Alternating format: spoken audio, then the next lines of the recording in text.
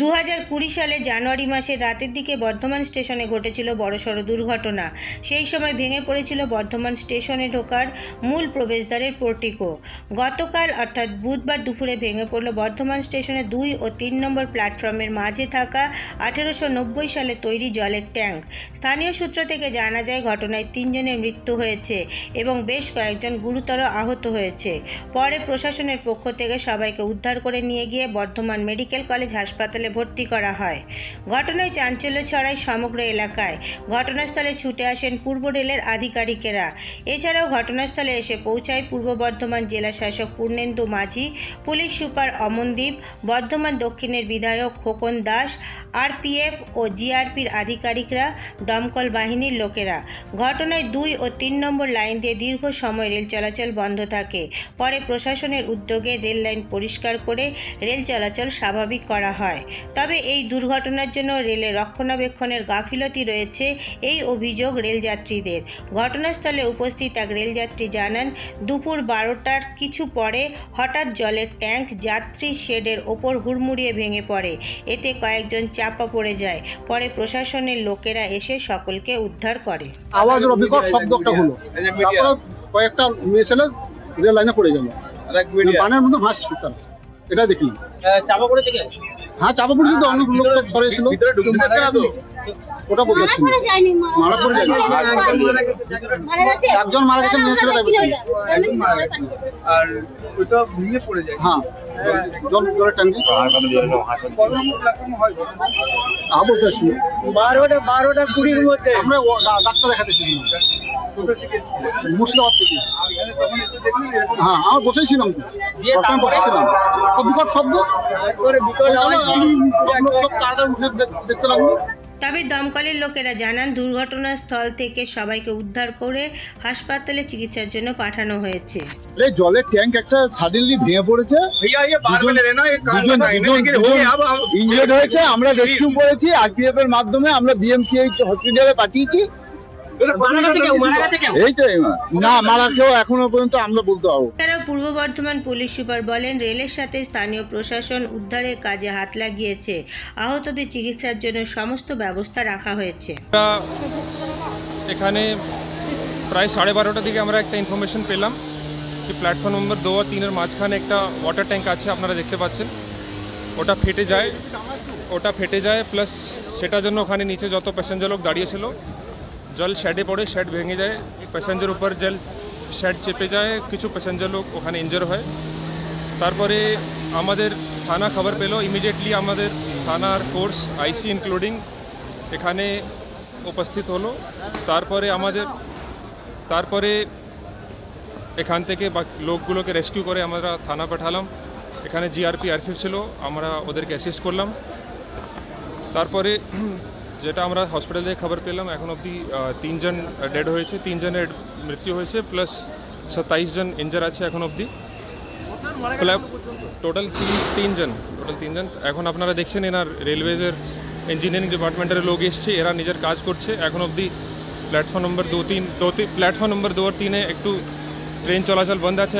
এখন লাইনে কিছু শেড ভেঙে পড়ে আছে, সেটা ক্লিয়ার হওয়ার পরে রেলের অথরিটি যেভাবে ভালো বুঝবে সেভাবে দেন তারপরে এরা অপারেশন স্টার্ট করবে। প্রাইমারি ট্রিটমেন্ট চলছে সবার এখানে।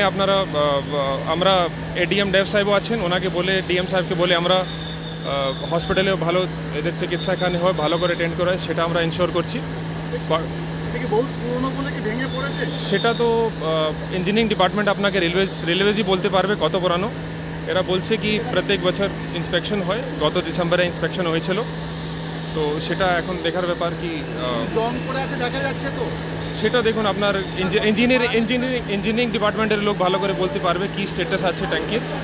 বিরাট বড় ট্যাঙ্ক, দেখে বোঝা যাচ্ছে একটু পুরানো, তো কি এক্সাক্ট স্ট্যাটাস আছে সেটা তো আপনাকে ইঞ্জিনিয়ারিং ডিপার্টমেন্টের লোক বলতে পারবে। এই দুর্ঘটনার বিষয়ে এক রেল আধিকারিক বলেন, ঘটনার কারণ জানতে তদন্ত কমিটি তৈরি করা হয়েছে। তবে এখানে রক্ষণাবেক্ষণের কোনো সমস্যা ছিল না। আহতদের চিকিৎসার দিকে বিশেষ নজর দেওয়া হয়েছে। 10 মিনিট নাগাদ এই আমাদের যে ট্যাঙ্কটা আছে, ওয়াটার ট্যাঙ্কটি, দাদা আপনার গুলিটা চলে আসছে, সেটি কোনো কারণে ভেঙে যায়, তাতে ট্রেন চলাচল বিঘ্ন ঘটে এবং বেশ কিছু যাত্রী আহত হয়েছে। তাদেরকে আমরা বর্ধমান মেডিকেল কলেজ হসপিটালে স্থানান্তর করেছি, তাদের চিকিৎসা চলছে। রঞ্জিতা একটু ঘুমটা নামাও। রঞ্জিতা, আমরা ট্রেন চলাচল কিন্তু স্বাভাবিক রাখার চেষ্টা করছি। কেউ মারা গেছে? মারা যাওয়ার কোনো খবর আমাদের কাছে এই মুহূর্তে আসেনি। আমরা এই তো নামলাম, আপনাদের সামনে আপনারা দেখতে পাচ্ছেন। আমরা মেডিকেল কলেজের সঙ্গে কথা বলছি, মেডিকেল কলেজের সমস্ত লোকের ট্রিটমেন্ট চলছে। আমরা যখনই জানতে পারবো আপনাদের তখনই জানাবো।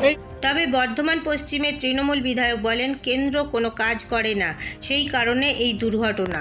ভেঙে পড়েছে, ইতিমধ্যে 2 জন মারা গেছে, আরো কয়েকজন আহত হয়েছে। এখন পুরো ব্যাপারটা শেষ না হওয়া পর্যন্ত বলা যাবে না। প্রায় 1 লক্ষ কিউসেক জল এই ট্যাঙ্কিতে, সেটা হঠাৎ এইভাবে ভেঙে পড়ে গেছে। 2 জন সঙ্গে সঙ্গে ডেথ হয়ে গেছে। আমাকে ফায়ার ব্রিগেড থেকে বললো 2 জন ডেথ হয়েছে, আর সব আছে আহত। দেখা যাক এখন কি হয়। রক্ষণাবেক্ষণের অভাব দেখতে পাচ্ছি, হয় না। আমাদের কেন্দ্রীয় সরকার গোটা ভারতবর্ষে মন্দির তৈরি করবে, কে সব রেল দেখবে, কে কেন্দ্রীয় সংস্থা কি দেখবে? কিছু দেখছে? কদিন আগে এত বড় এখানে দুর্ঘটনা ঘটলো রেলের এই স্টেশনে, বিল্ডিং ভেঙে পড়ে গেল, কিছুই দেখে না, প্ল্যাটফর্ম ভেঙে পড়ে যাচ্ছে। তবে বর্ধমান দুর্গাপুর সাংসদ এস আলুওয়ালিয়া এই দুর্ঘটনা নিয়ে টেলিফোন বার্তায় জানান, আমি এস আলুওয়ালিয়া বর্ধমান দুর্গাপুরের সাংসদ বলছি।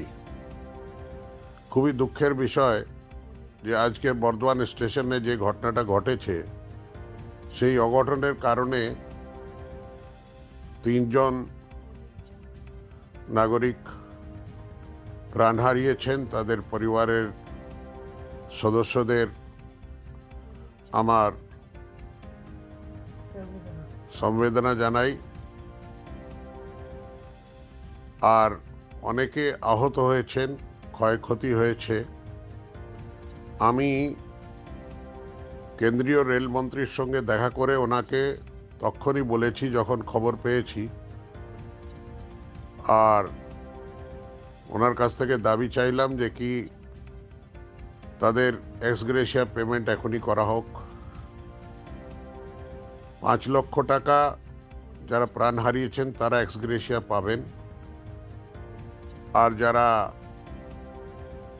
আহত হয়েছেন তাদের বিনা পয়সায় চিকিৎসা করা হবে, ভালো চিকিৎসা করা হবে। আর এই কেন ঘটনাটা ঘটলো, দুর্ঘটনাটা কেন হলো, তার জন্যে একটা তদন্ত বসানো হোক। ওনারা বসিয়েছেন, আর যারা দোষী আছে অধিকারীরা, রেল কর্তৃপক্ষ, তাদের বিরুদ্ধে শাস্তিমূলক ব্যবস্থা নেওয়া হোক, যাতে ভবিষ্যতে এই ঘটনাটা না ঘটে। আপনারা চিন্তা করবেন না, বর্ধমান শহরে বা বর্ধমান স্টেশনের যে ব্যবস্থা আছে সেটা চাকচৌবন্ধ করার জন্যে সমস্ত ব্যবস্থা নেওয়া হবে। এরপর নজর রাখুন আমাদের পরবর্তী খবরে।